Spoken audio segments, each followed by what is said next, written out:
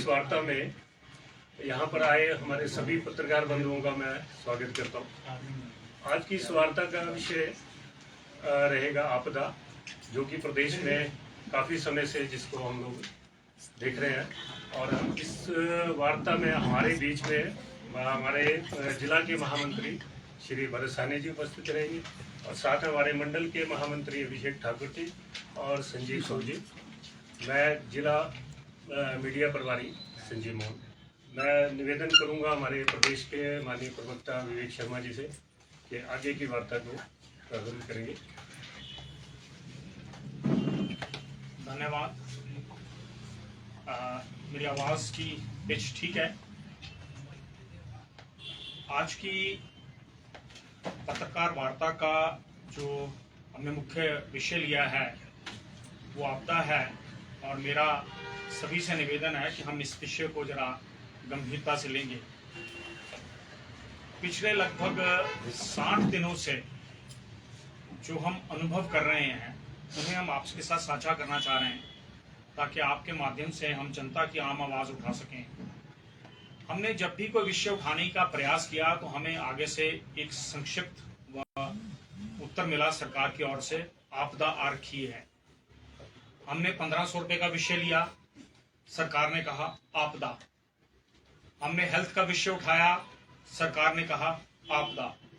हमने शिक्षा का विषय उठाया, सरकार ने कहा आपदा। हमने लॉ एंड ऑर्डर का मुद्दा उठाया, सरकार ने कहा आपदा। हमने विधानसभा सत्र बुलाने का विषय उठाया तो सरकार ने कहा आपदा। हमने बेरोजगारों के लिए नौकरी का विषय उठाया तो सरकार ने कहा आपदा। तो अंततः हमने सोचा कि आज हम आपदा पर ही बात कर लेते हैं, क्योंकि सरकार भी इसी पे ही बात करना चाहती है। अभी तक जो जानकारी प्राप्त हुई है उसके हिसाब से सरकार ने जो कुछ स्थानों पर जहां पर ये आपदा आई है उसमें जो लोग पीड़ित हुए हैं, जिनके घर गए हैं, उनको लगभग 1,45,000 रुपए की मात्र राहत राशि उनको दी है। और अगर ऐसा लगता है यही आपदा है और यही राहत राशि है तो ये अत्यंत चिंता का विषय है। जिनके घर गए, जिन लोगों के जिनका नुकसान हो गया, बह गए या नुकसान हो गया, सड़क पर आ गए, उन्हें सरकार एक टेंट तक मुहैया नहीं करवा पाई। सरकार के पास कोई आंकड़ा नहीं है कि उन्होंने कितने लोगों को टेंट मुहैया करवाए या किया। अभी लगभग 3 दिन पहले मुख्यमंत्री जी का एक बयान आया। उन्होंने जिला अधीक्षकों या जिला अधिकारियों को कहा कि अभी सूचियां तैयार करो, अन्यथा इसका मतलब अभी तक सरकार के पास कोई सूची नहीं है जिसमें यह तय हो सके कि आपदा कहां आई है, कौन कौन उसका पीड़ित है, कितना नुकसान हुआ है। अभी सरकार केवल सूचियां बना रही है और इस पूरे घटनाक्रम को घटे हुए लगभग 50 दिन हो गए। राहत क्या मिल रही होगी ये अपने आप में एक प्रश्न चिन्ह है। हालत इतनी खराब है कि माननीय मुख्यमंत्री जी जहां भी या मंत्रीगण जहां भी दौरा करने जाते हैं, आपदा की जो वास्तु स्थिति है उसका विश्लेषण या उसका विवरण अधिकारी देते हैं और उसकी पुष्टि कांग्रेस के कार्यकर्ता कर देते हैं। जो वास्तव में पीड़ित व्यक्ति है वो तो मैले कुचैले कपड़ों में किनारे पे खड़ा है, उसे पूछा ही नहीं जाता। उसके लिए वो स्वयं निर्णय करके चले जाते हैं। और अगर यही निर्णय करना है तो फिर वहां जाने का औचित्य क्या है? केवल सेल्फी पॉइंट? क्या वो सेल्फी पॉइंट्स बन गए हैं कि जहां जाते हैं मंत्री, जाते हैं नेता, जाते हैं सरकारी कर्मचारी, जाते हैं और उनके साथ एक फोटो खिंचाते हैं बिल्डिंग के साथ, और अगले दिन वो समाचार पत्रों में और मीडिया में वो प्रकाशित हो जाती है। हालत इतनी खराब है। ठीक है, हम ये बात मानते हैं, कुछ लोग नए नए विधायक बने हैं, शौक होता है मुख्यमंत्री के साथ चौपर में बैठने का, शौक होता है हवाई यात्राएं करने का, लेकिन वो वहां पर बैठ के भी अंदर सेल्फियां खींच रहे हैं और सोशल मीडिया पे, अपने सोशल मीडिया अकाउंट्स पे उसको पोस्ट कर रहे हैं। उससे यह स्पष्ट होता है कि सरकार कितनी संजीदगी से इस आपदा के विषय को ले रही है। राहत की जहां तक बात आती है, हम सीधा सीधा प्रश्न पूछते हैं कि जिनके खेत चले गए, जिनकी जमीन चली गई या किसी का बगीचा बह गया, उन्हें सरकार क्या 3 बीसवा जमीन दे रही है? वो तो खुद एक एग्रीकल्चरिस्ट थे, उनके पास वो तो लोगों का पेट भरते थे, वो ऑफ सीजनल वेजिटेबल्स उगाते थे, उन्हें क्या आप 3 बिस्वा लैंड में लेके आ रहे हैं? आपका क्या मैनुअल है? आपने क्या तय किया है? सरकार के पास कहीं पर भी कोई स्पष्टीकरण नहीं है। इससे भी एक महत्वपूर्ण बिंदु मैं उठाना चाहता हूं। ग्रामीण क्षेत्रों में विशेषकर जिन क्षेत्रों का प्रतिनिधित्व माननीय मुख्यमंत्री जी स्वयं करते हैं और माननीय उप मुख्यमंत्री जी करते हैं, ये नीचे के क्षेत्र हैं। हमारे यहाँ इन क्षेत्रों में एक सामान्य प्रक्रिया रहती है जिसे हम खड़ी भाषा में बोलते हैं अध बटाई। मतलब जमीन किसी की, उसके ऊपर काश्त कोई दूसरा व्यक्ति कर रहा है, और उसके बाद जो भी उसका फसल होती है,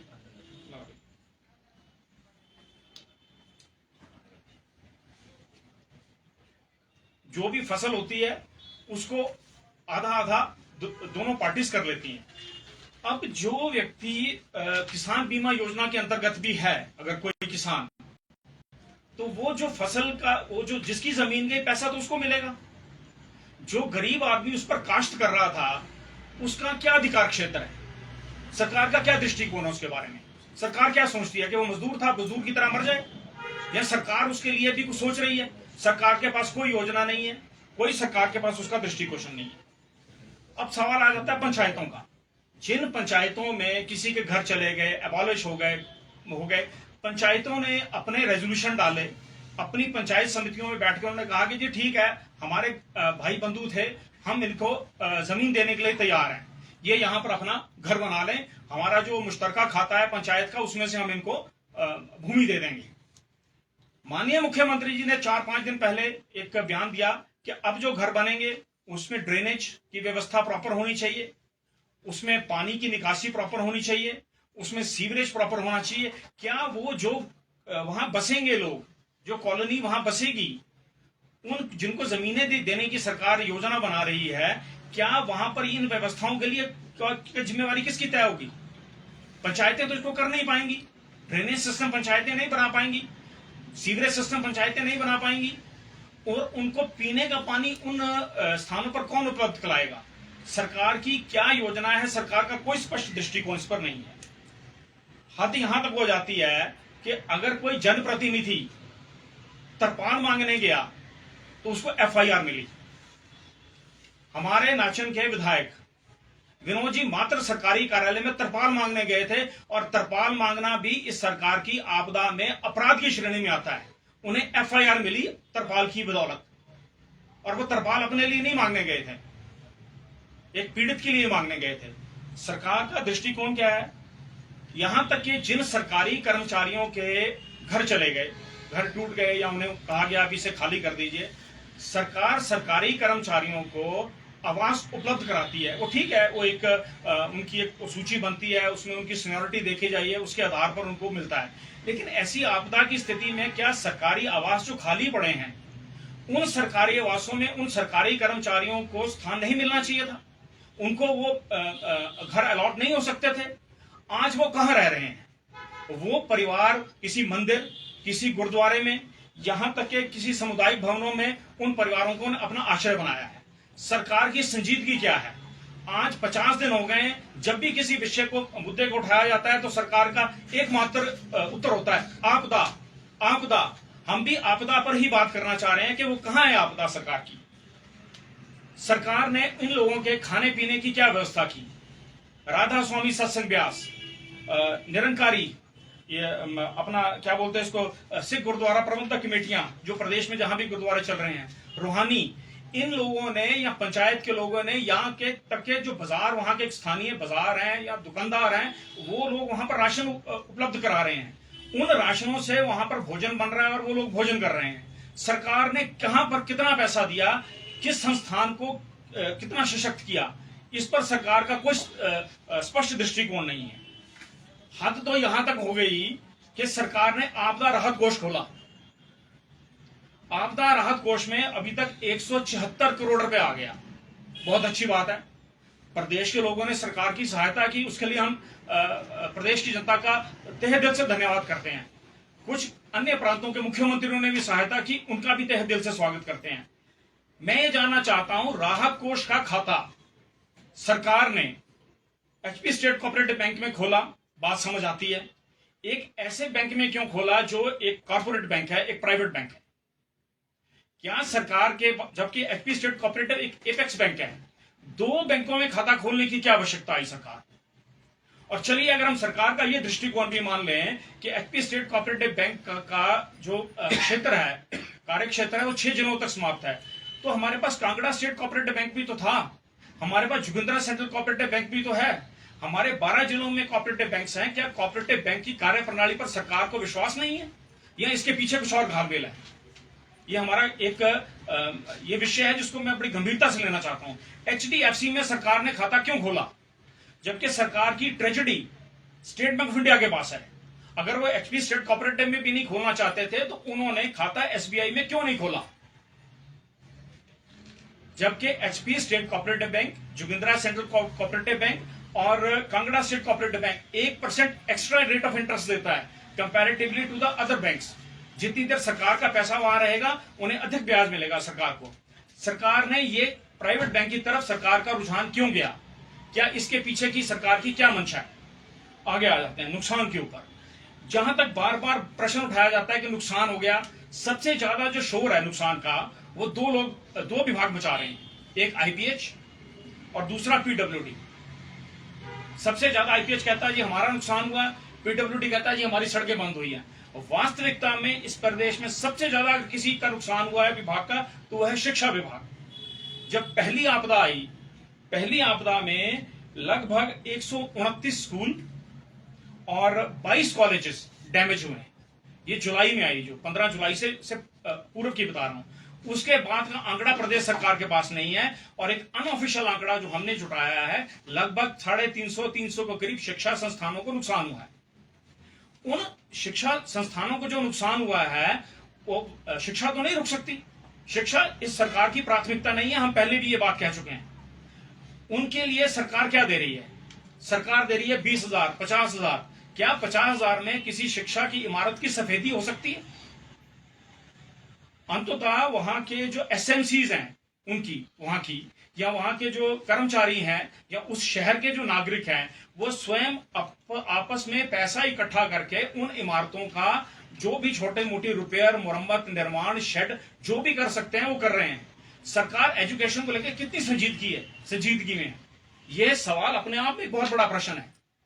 ठीक है, पीडब्ल्यूडी का एक विभाग के लिए केंद्र से आएगा, पानी महत्वपूर्ण है, लेकिन शिक्षा से महत्वपूर्ण कुछ नहीं है। आज अगर हम यहां बैठे हैं तो सिर्फ शिक्षा की बदौलत बैठे हैं, और शिक्षा सरकार की कहीं प्राथमिकता में नहीं है। लगभग प्रदेश में 375 लोगों का इस काल के ग्रास हो गए, उनकी जीवन लीला समाप्त हो गई। सरकार के मैनुअल के हिसाब से सरकार ने तय किया कि हम उनको 4 लाख रुपए देंगे। हम कहते हैं कि 4 लाख रुपया बहुत कम है।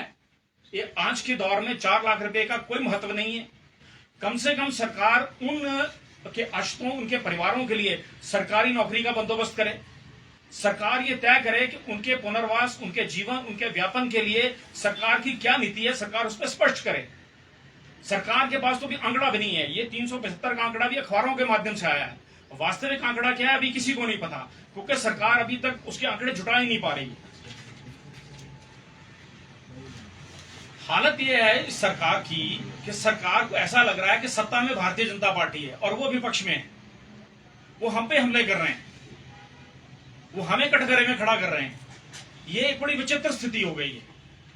मुख्यमंत्री जी ने कल एक पत्रकार वार्ता पत्रकार बाइट में कहा कि BJP people are the media seekers, मतलब मीडिया के समक्ष रहना चाहते हैं और उनके माध्यम से अपनी बात को रखना चाहते हैं, इनके पास कोई विषय नहीं है। ये एग्जैक्ट वही भाषा है जो किसी समय 1975 के समय, इमरजेंसी के समय इंदिरा गांधी की भी विचारधारा थी। सारा विपक्ष अंदर कर दिया गया था, सारी सामाजिक आवाजें अंदर कर दी गई थी। क्या आज भी यही दृष्टिकोण है कांग्रेस का? और मीडिया सीकर्स हम नहीं है। वास्तविकता यह है कि सरकार अस्त व्यस्त हो चुकी है और जनता मजबूर है, और अधिकारी जो है वो मस्ती मार रहे हैं। अधिकारियों की मस्ती के विषय पे मैं अभी आऊंगा। अधिकारियों की हालत क्या है शहरी क्षेत्रों में? ये तो ग्रामीण क्षेत्रों की बात की। शहरी क्षेत्रों में लगभग 50 लाख के आसपास जो है त्रासदी में डायरेक्टली इनडायरेक्टली फ्लैट्स कह लीजिए, मकान कह लीजिए, दुकान कह लीजिए, घर कह लीजिए, को क्षति पहुंची है अभी तक। इसमें एक बड़ी मजेदार, मैं आपको एक घटना सुनाना चाहता हूं। परसों मुख्यमंत्री जी के कार्यालय से एक चिट्ठी निकली। उन्होंने कहा कि हमने बैंकों से बात कर ली है और बैंक जो है वो राहत देंगे। बैंक क्या राहत देंगे वो मैं बताता हूं। रिजर्व बैंक ऑफ इंडिया का 2017 का एक मैनुअल है जो केंद्र सरकार ने रिवाइज कराया था आपदा को लेकर के। उस मैनुअल के माध्यम से स्टेट लेवल बैंकर्स कमेटी का एक बकायदा मीटिंग होती है। उस मीटिंग में यह तय किया गया है, एसएलबीसी की बैठक हुई।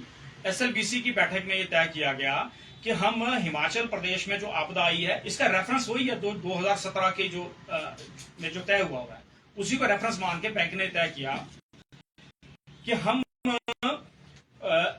एसएलबीसी ने ये अपने बैठक में तय किया, जिसमें डायरेक्टर फाइनेंस भी थे, वो वही इसको प्रेसाइड करते हैं। ये तय किया गया कि हम 1 साल का मॉनिटोरियम पीरियड देंगे। मॉनिटोरियम पीरियड में हम उनसे मूलधन लेंगे, ब्याज लेंगे, अर्थात मूलधन आपका खड़ा रहेगा, वो तो देना ही पड़ेगा। जिसका घर चला गया, जिसकी 10 लाख, 20 लाख, 50 लाख, 1 करोड़ की प्रॉपर्टी खत्म हो गई, उसके लिए ब्याज देना भी एक बहुत बड़ी चुनौती है। सरकार ने श्रेय लेने के चक्कर में फटाफट एक प्रेस नोट जारी कर दिया अधिकारियों ने, मुख्यमंत्री जी कार्यालय की तरफ से, कि सरकार ने किया, जबकि सरकार का इसमें कोई लेना देना नहीं है। ये केंद्र सरकार की योजना है। एसएलबीसी ने इसको टेकअप किया।